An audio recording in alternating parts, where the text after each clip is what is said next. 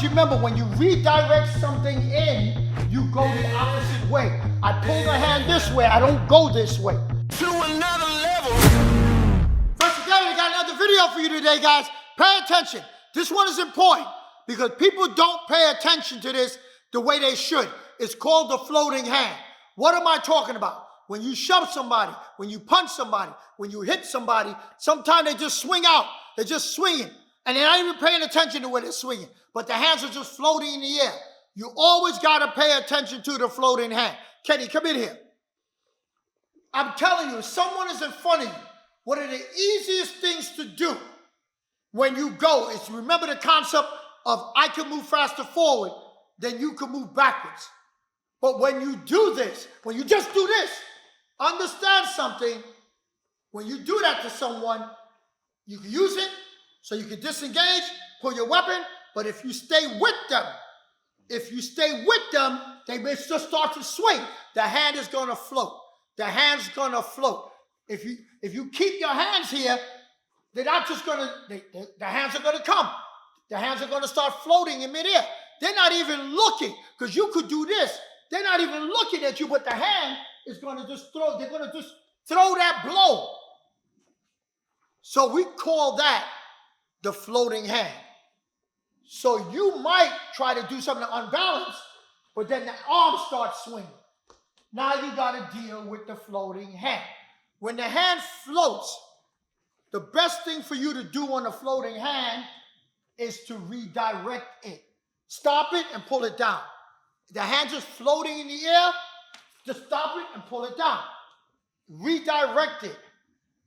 Or if you can, let me take you to the wall. If you're shoving the person, let's say like this, against the wall, and he bounces up and the hands float, from here you can't redirect because you're too tight. So from here you got to jam it and then use your head. You can't use your arms because you're going to have to jam it and then head strike and then knee strike and then use from there.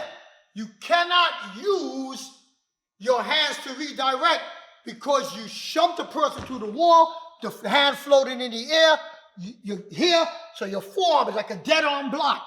It's like a dead arm block, a dead arm movement when you see that hand floating in the air, so you cannot touch and go off it. If he does this one, I'm actually pressing, a dead arm, pressing. So now we're like this. You have to execute headbutts into the face, headbutts into the face, groin shot, strike, in and out. But when you're doing it in open ground, you shove and if hand floats, redirect it because you want to get to the man's back. Always remember, when you redirect something in, you go the opposite way. I pull the hand this way, I don't go this way. If I redirect in, I go the opposite way. That allows me this, and that allows me this. All the time. Not some of the time. All the time. Because once I redirect, punch over your own arm. Punch, extend the hand. Extend the hand. It's very awkward. It's very awkward. So when you redirect, especially if I'm using the muscle, grab the muscle, this is always going to be open.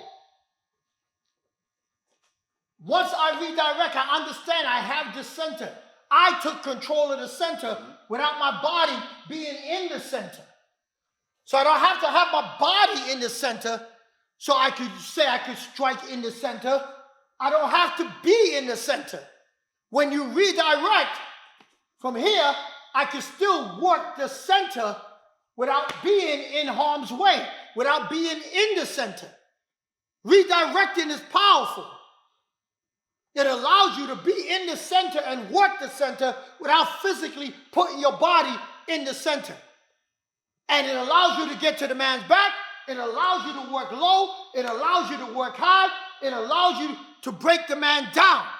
That's the power of the redirecting. But you have to be able to remember, once you start to motion or change your focus or hit a person, you can punch a guy. Bang! And he's just going to come back with something. That's the floating hand. It's not, he's not stepping into the punch and hitting me.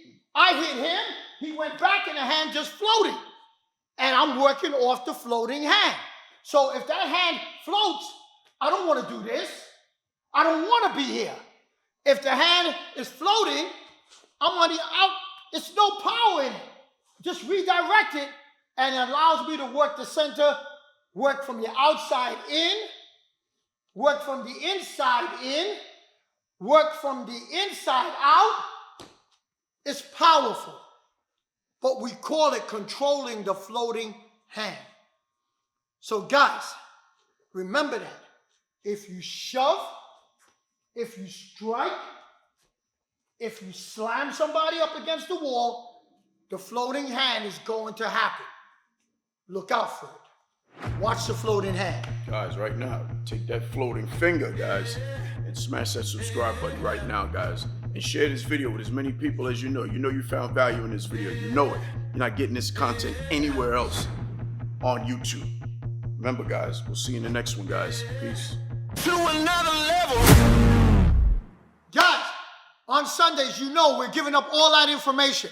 I'm using my book to teach you step by step by step. I am giving up all the information. I am showing you the techniques inside the techniques. You ain't getting this no place else. If you see what we're doing so far, and if you haven't, you need to go see it. So guys, remember, follow us on Patreon, and don't forget, we have a link below that's connected to it. So guys, I look forward to seeing you. To another level.